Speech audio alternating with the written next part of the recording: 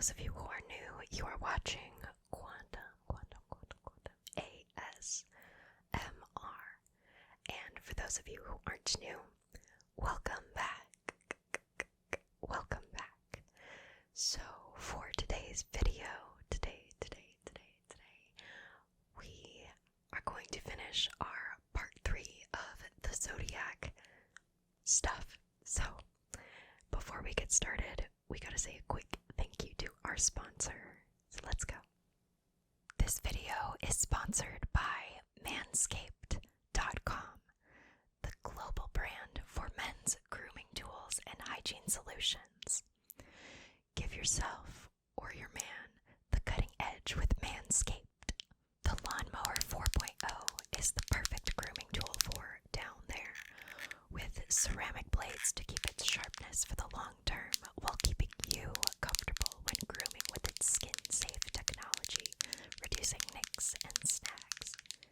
An LED light you can easily turn on and off is built into the razor so you can easily see what you are doing. It's also waterproof, so you won't have to worry anymore about a hairy mess on the bathroom floor or sink. The razor also comes with a set of guards so you can have the option for a close shave or a clean look. It also has a wireless charging system and a new travel lock feature. I'm going to be honest, I didn't give my husband the Lawnmower 4.0. I actually kept it for myself. But I did, however, give him the Weed Whacker ear and nose hair trimmer, which I don't quite need yet. But my husband loves it, and I must say it really does clean up his features well and keep those lovely facial additions in check and out of sight.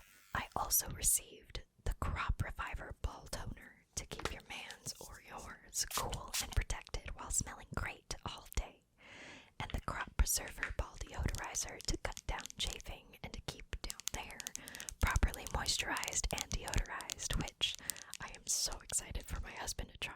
And the best part about all this is that all the products in the Manscaped collection are cruelty-free and free of dyes and paraben.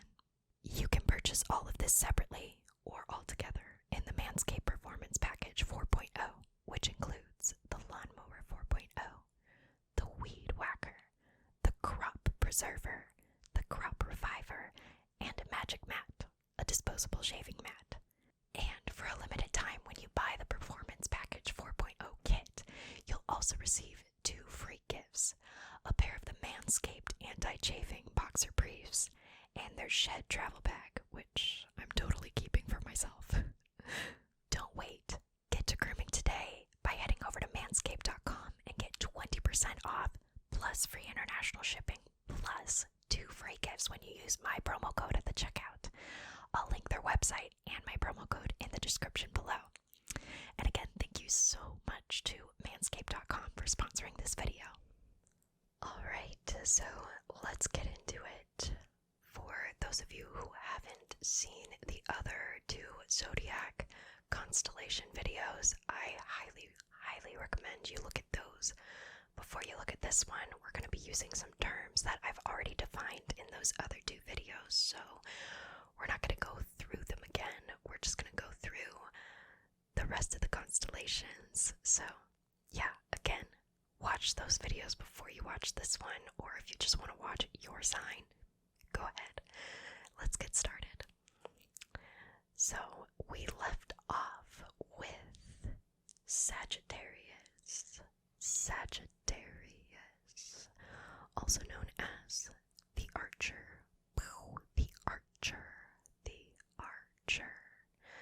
and its constellation looks like this behind me. It looks like this behind me. Okay, so most prominent stars. I was looking up some of its most prominent stars, and there's a lot of stars, so we're just gonna read through them, and if I can find a chart where it labels them, I definitely will put that behind me. So first one and brightest one is Epsilon Sagittarii,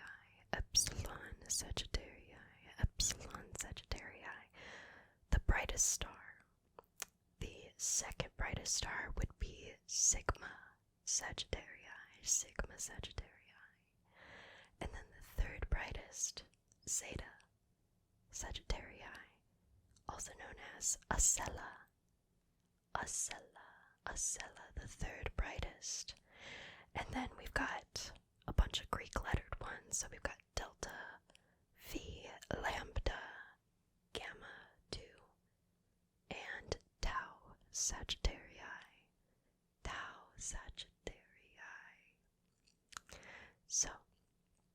So a couple fun facts about Sagittarius. It is the largest constellation in the southern hemisphere and 15th largest constellation found overall.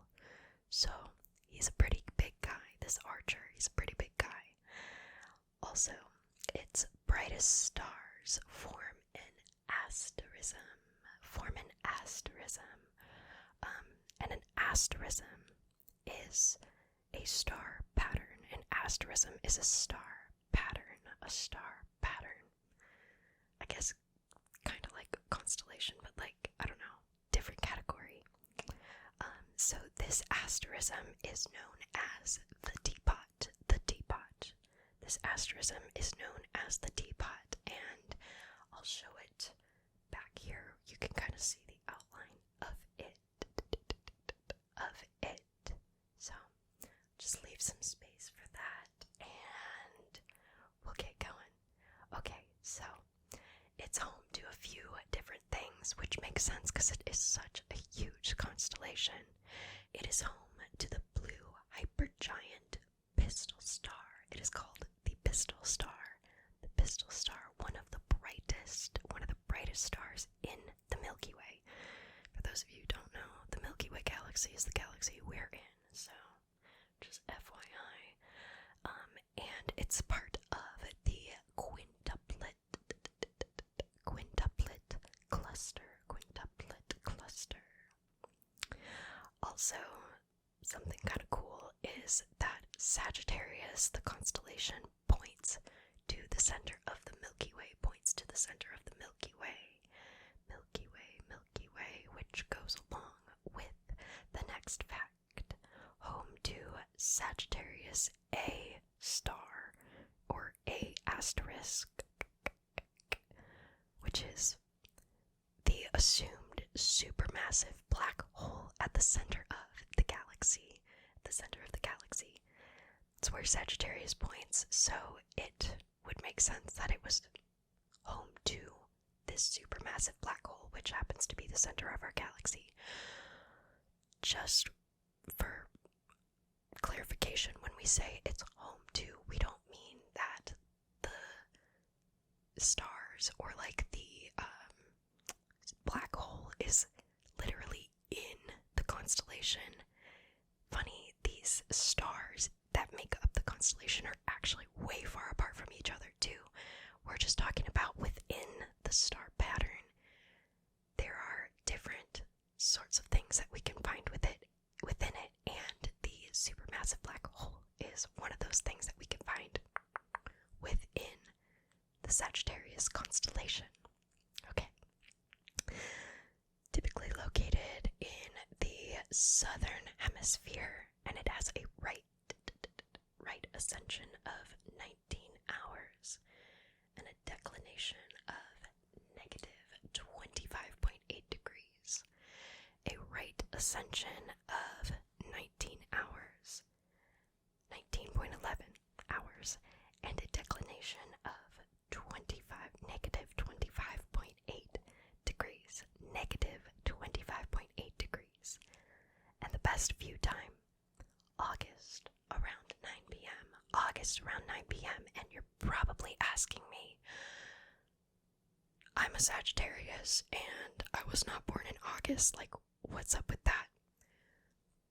Go look at my other zodiac videos and you will know what I'm talking about. The best view time is in August around 9 p.m. Okay guys, let's go on to the next constellation, and this guy is, I guess, one of my favorites because my best friend and my husband are both Capricorns. So we are talking about the constellation Capricornus. Constellation Capricornus. Capricornus, where the zodiac signs get their name. Capricorn. Capricorn. The constellation itself is actually named Capricornus, and it is also known as the sea goat. The sea goat.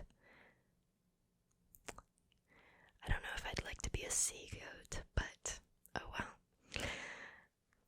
I guess it's better than being a set of balances, because that's just like an object, yeah. I don't know. Doesn't really matter. I'm a Libra, by the way.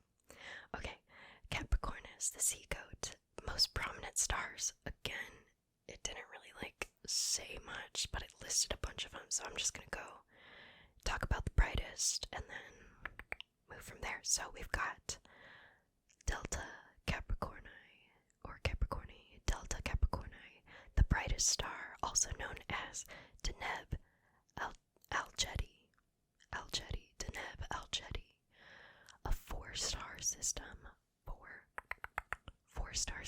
with an eclipse that can be seen with the naked eye. An eclipse that can be seen with the naked eye. So I've talked about binary star systems, but this one is a four-star system.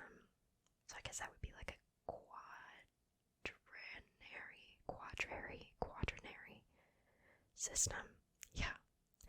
Anyway, the second brightest star is Beta Capricorni, also known as Dobby. Dobby, somebody give him a sock. The second brightest, and it's also a multi-star system.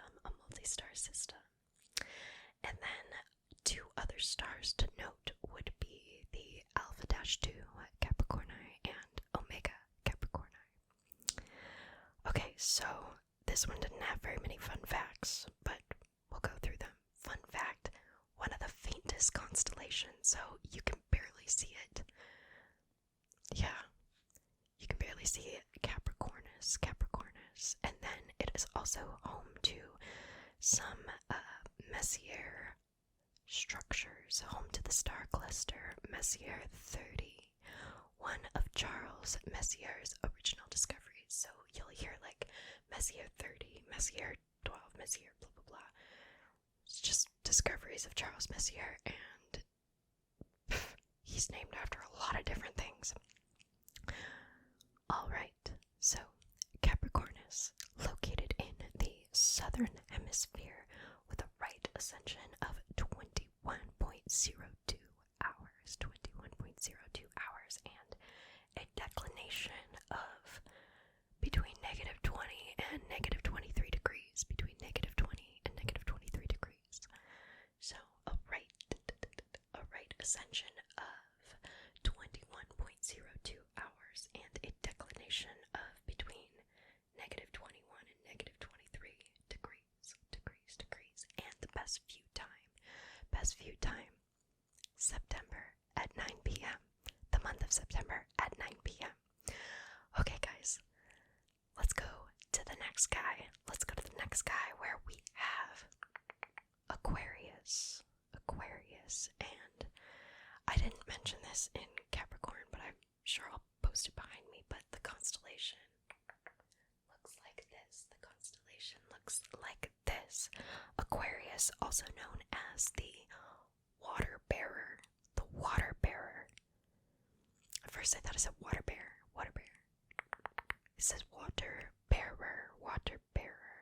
So Aquarius, some of the most prominent stars. I think these are Arabic names, but correct me if I'm wrong. So the brightest star is actually Beta Aquarii, also known as Sadal Saud.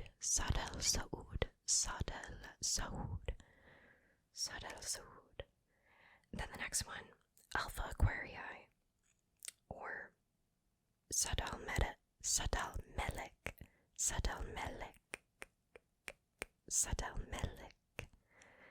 And then we have Gamma Aquarii, also known as Sadakpia.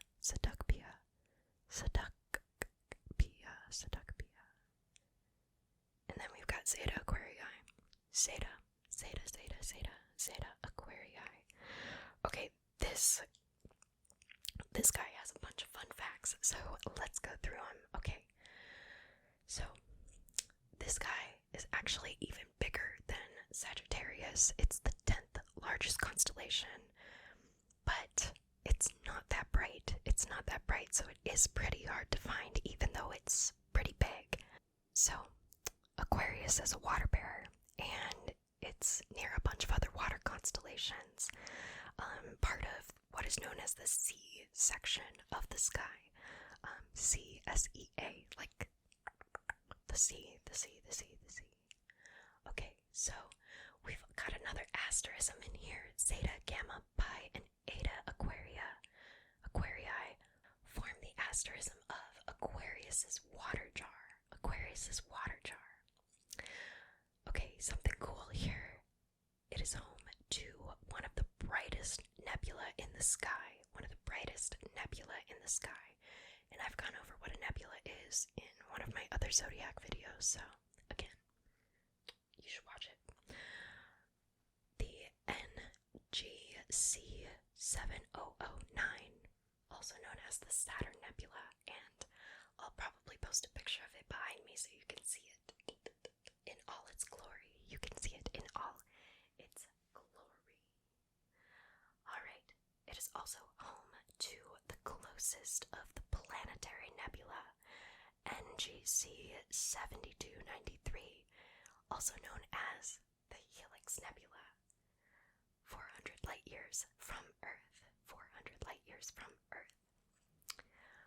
Okay, so last one. It is also home to what is known as an ultra-cool star, TRAPPIST, TRAPPIST-1, 40 light years from Earth, which hosts at least 7 exoplanets, many considered in a habitable region of the star, also known as where water could exist.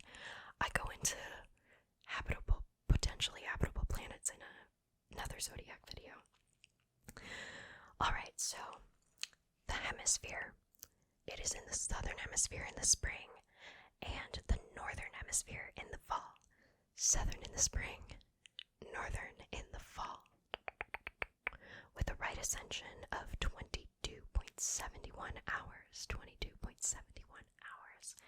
and a declination of negative 10.19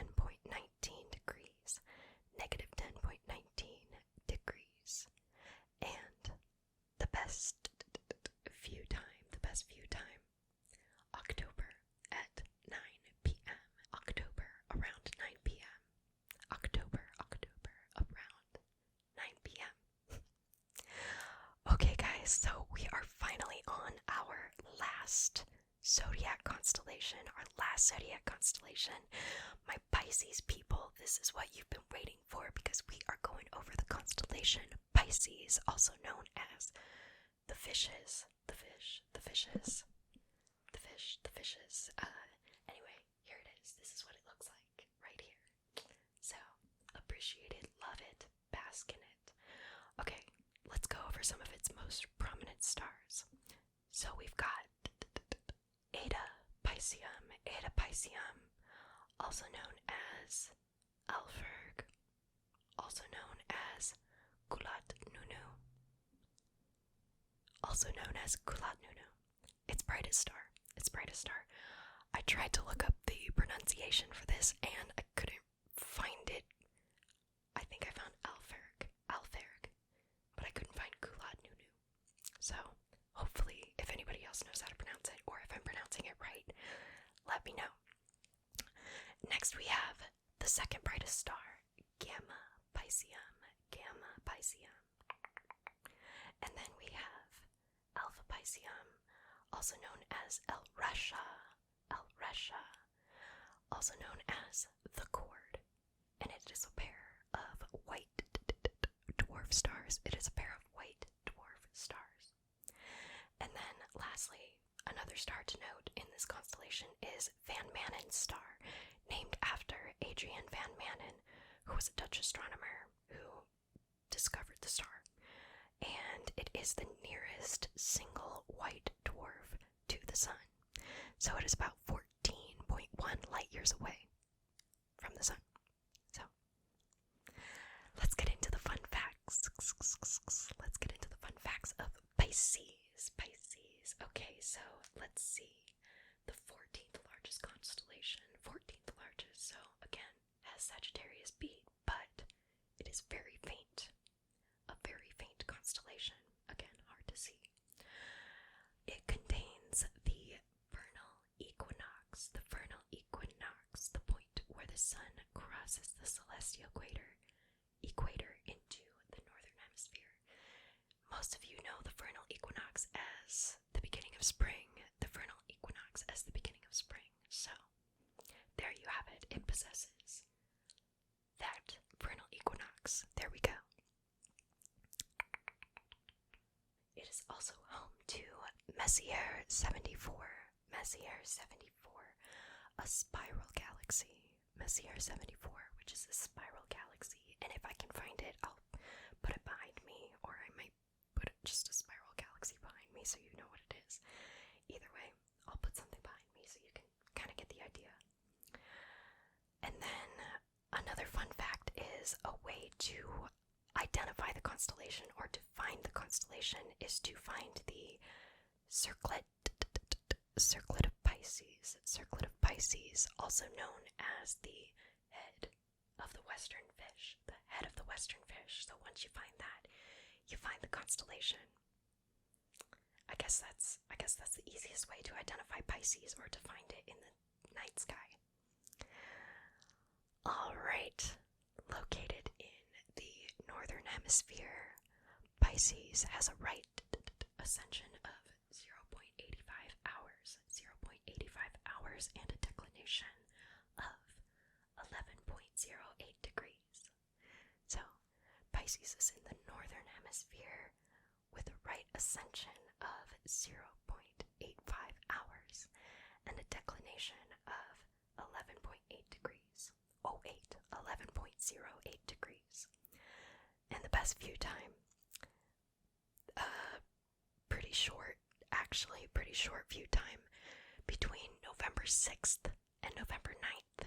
Between November 6th and 9th at 9 p.m. is the best time to view Pisces. So very short time, very brief little time, but you can still see it. November 6th to November 9th at 9 p.m. Alright guys, with that we have finally concluded our zodiac constellations. Our zodiac constellations with their stars, their fun facts. And if you didn't see your zodiac sign or your zodiac constellation in this video, it's in one of the other two videos. So again, check those out. But we're gonna end the video now. So I hope you enjoyed this series.